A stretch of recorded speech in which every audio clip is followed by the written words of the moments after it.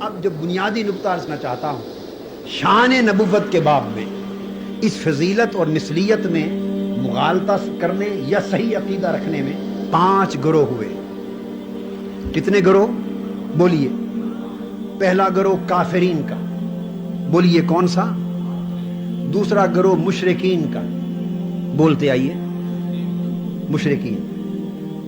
تیسرا گروہ مذبذبین اور منافقین، مذبذبین کا، جن کا نہ یہ عقیدہ نہ یہ، نہ ادھر کے نہ ادھر کے، دھوبی کا کتا نہ گھر کا نہ گھاٹ کا۔ چوتھا گروہ مداہنین اور موہنین، گستاخوں کا۔ پانچواں گروہ مومنین کا۔ 5 گروہ۔ اب پانچوں کی پہچان سن لیں تاکہ سنیت کی تعریف بھی معلوم ہو جائے۔ تعریفیں تو وہ ہو چکی ہیں، درست تعریفیں، یہ اس کی علامت سمجھا رہا ہوں، علامت، پہچان۔ کافرین کا گروہ کیا ہے؟ کافروں کا طریقہ ہمیشہ یہ رہا کہ نبی کی ذات کے بارے میں جب وہ عقیدہ رکھتے تو 2 باتیں ذہن میں رکھ لیں، ادھر فضیلت ادھر مثلیت، معنی دونوں کا آپ سمجھ گئے۔ کافروں کا طریقہ یہ تھا کہ وہ فضیلت کا انکار کرتے، مثلیت کا اقرار کرتے۔ یاد رکھیں، نبی میں جو فضیلت دیکھتے اس کے انکاری ہوتے، اور جو مثلیت کے پہلو دیکھتے اس کے اقراری بنتے۔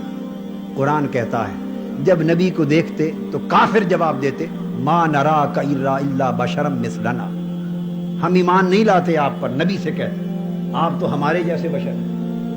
ما نراک الا بشرا مثلنا، ہم آپ کو صرف اپنے جیسا بشر ہی دیکھتے ہیں اور تو ہے ہی کچھ نہیں۔ فضیلت کا انکار اور مثلیت کا اقرار۔ کہتے ما ھذا الا بشر مثلکم، اس میں اور کچھ نہیں ہے لوگوں، یہ تو فقط ہمارے تمہارے جیسا ایک بشر ہے۔ فضیلت کا انکار اور مثلیت کا اقرار، ایسا کرنے والے کافر ہو گئے، ایسا کرنے والے کافر ہو گئے۔ دوسرا گروہ مشرکین کا۔ مشرک وہ لوگ ہوئے جو اس کے برعکس کرتے ہیں۔ یہ قرآن مجید کا نچوڑ، عقائد کا، طبقات کا، امم کا نچوڑ دے رہا ہوں۔ مشرک وہ لوگ ہوتے جو اس کے برعکس کرتے، یعنی مثلیت کا انکار کرتے، بالکل انکار کرتے، اور فضیلت کا اقرار کرتے۔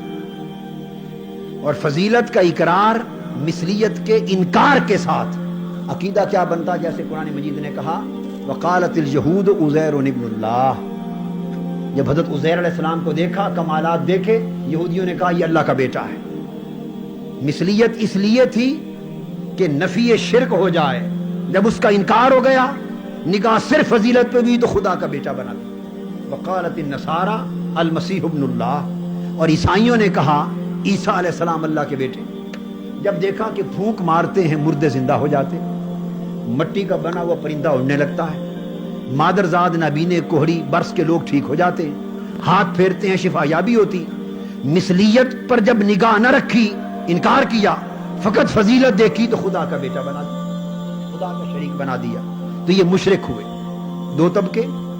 تیسرا طبقہ وہ جو مترددین اور مذبذبین ہوئے، یہ وہ لوگ جنہوں نے باب نبوت میں، نبی کی ذات کے باب میں ایسا عقیدہ رکھا کہ مثلیت اور فضیلت کو برابر جانا، نہ مثلیت کو بڑھایا نہ فضیلت کو بڑھایا۔ یہ متردد ہو گئے، مذبذب ہو گئے، یہ نہ کفر میں پختہ ہوئے نہ ایمان میں پختہ ہوئے۔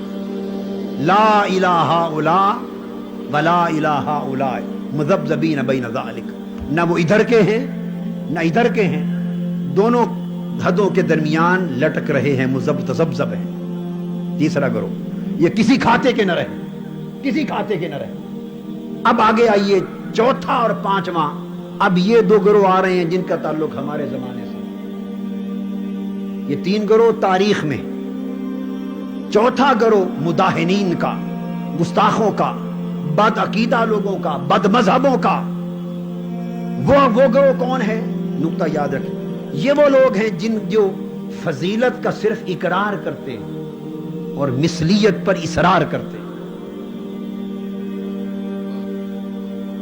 کافر فضیلت کے انکار کرنے والے مثلیت کا اقرار، مشرک مثلیت کا انکار، فضیلت کا اقرار، متذبذب فضیلت اور مثلیت دونوں کے درمیان متذبذب، اب بد مذہب اور بد عقیدہ کی پہچان اور گستاخ کی پہچان اور بد مذہب کی پہچان اور اہانت کرنے والے کی پہچان وہ کیا ہے کہ مثلیت فضیلت کا صرف اقرار کرتے ہیں، فضیلت کا صرف اقرار، انکار نہیں کر سکتے۔ قرآن میں جو آ گیا اقرار کرتے ہیں، دبے لفظوں میں مان جاتے ہیں، زیادہ زور نہیں دیتے، مثلیت پہ اصرار کرتے ہیں، تقریریں ساری مثلیت پہ کرتے ہیں، اور فضیلت کی بات آئے تو کہتے ہیں ہم کہاں انکاری ہیں،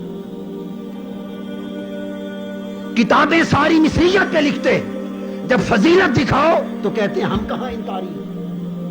آپ کا فضیلت کا انکاری نہ ہونا کوئی معنی نہیں رکھتا، مثلیت پہ اصرار اور فضیلت پہ انکار یہی بد عقیدگی اور بد مذہب ہونے کی علامت ہے۔ اور سنیت کیا ہے؟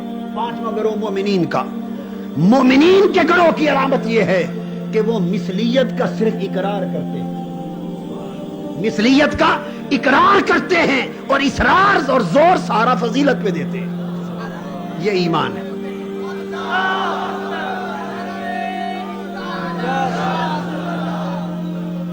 حاضرین محترم، آج سنیت اور غیر سنیت کی ایک موٹی علامت سمجھ لیں، لمبی چوڑی باتوں میں آپ نہیں جا سکیں گے، اہل علم کے لیے بڑے پیمانے ہیں، مگر سادہ لوگوں کے لیے موٹی بات۔ جس شخص کو دیکھو، قرآن مجید کی آیتیں ہو یا احادیث نبوی یا سیرت طیبہ، حضور علیہ الصلوۃ والسلام کا ذکر ہو، امور فضیلت پر بس یوں گزرتا گزرتا ذکر کر جائے، بس چلتا چلتا ذکر کر جائے، اور تذکرہ ہو تو کہے ہم کہاں انکاری ہیں، اور زور سارا تقریروں کا، وعظوں کا، خطابوں کا، کتابوں کا مثلیت کے ثابت کرنے پر لگا، سارا زور مثلیت پہ لگائے، یہی علامت اس کے بد مذہب ہونے کی۔ سمجھ لو اس کا نبی کی ذات سے علاقہ نہیں، یہ بے وفا ہے، یہ نبی کا بے وفا ہے، ایسا کلمہ پڑھنے والا ہے جس نے کلمہ پڑھا اور وفا نہ کی۔ اور ایمان کی پرکھ اور علامت یہ ہے کہ جو مثلیت کا انکار نہ کرے، چونکہ انکار کرنا کفر ہے، قرآن کی نصوص سے ثابت، مثلیت کا انکار نہ کرے، فقط اقرار کرے اور زور ساری زندگی فضیلت پر دیتا رہے، مثلیت کا فقط اقرار اور فضیلت پر اصرار، جس میں یہ دیکھو سمجھ لو یہاں ایمان ہے، یہی علامت سنیت کی ہے، یہی علامت سنیت کی ہے۔ اب میں چونکہ اہل السنہ والجماعہ کے حوالے سے بات ہوئی، میں جماعت صحابہ اور جماعت کفار دونوں کا موازنہ اس نقطے پہ کراتا ہوں آپ کو۔ حضور علیہ الصلوۃ والسلام کا جسم اقدس تھا، یہ ابو بکر، عمر، عثمان و علی رضوان اللہ تعالی علیہ مجمعین نے بھی دیکھا، اور ابو جہل، ابو لہب نے بھی دیکھا۔ کس کو پتا نہیں تھا کہ جسم اطہر ہے اور پیکر بشری ہے، مگر فرق کیا تھا؟ دونوں نے دیکھا، اس پیکر حسن و جمال کو، اس پیکر بشریت مقدسہ کو، اس پیکر بشریت مطہرہ کو، اس پیکر بشریت منورہ کو دونوں نے دیکھا۔ ابو بکر اور علی نے بھی دیکھا رضی اللہ تعالیٰ، ابو جہل، ابو لہب نے بھی دیکھا، مگر فرق کیا تھا؟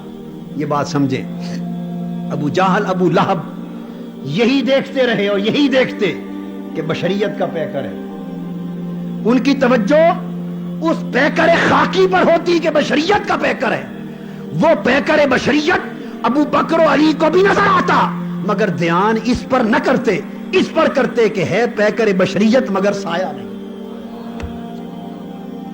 ان کا دھیان فقط پیکر بشریت ہونے تک رہتا، اور ابو بکر و علی کی نگاہ اس پیکر بشریت کو یوں دیکھتی کہ پیکر بشریت ہے پر سایہ نہیں۔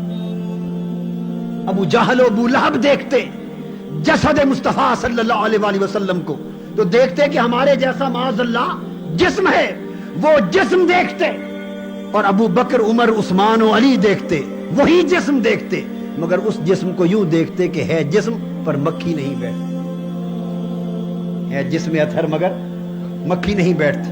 آقا کے جسم پاک سے پسینہ مبارک آتا، کفار ابو جہل ابو لہب جسم پاک سے پسینہ نکلتا دیکھتے، ان کی نگاہ جسد اقدس سے پسینے پر ہوتی، ابو بکر و علی کی نگاہ پسینے کی معطر فضاؤں پر ہوتی، اس سے نکلنے والے بہکنے والے عطروں پر ہوتی کہ کائنات کا کوئی عطر مصطفیٰ کے پسینے جیسا نہیں۔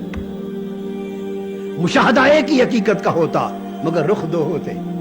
ابو جہل ابو لہب دیکھتا حضور صلی اللہ علیہ وآلہ وسلم کھانا کھاتے، وہ دیکھتے کہ کھانے کے محتاج، وہ آقا کا کھانا کھانا دیکھتے، مگر عمر و علی جب دیکھتے تو کھانا تو کھا ہی رہے ہوتے، مگر حضور کے تناول فرماتے وقت وہ کھانے کے لقمے جو تسبیح کر رہے ہوتے، مولا تیرا شکر ہے کہ تیرا مصطفیٰ ہمیں کھا رہا ہے، وہ اس کھانے کی تسبیح کو سنتے۔ نگاہ نگاہ کا فرق تھا۔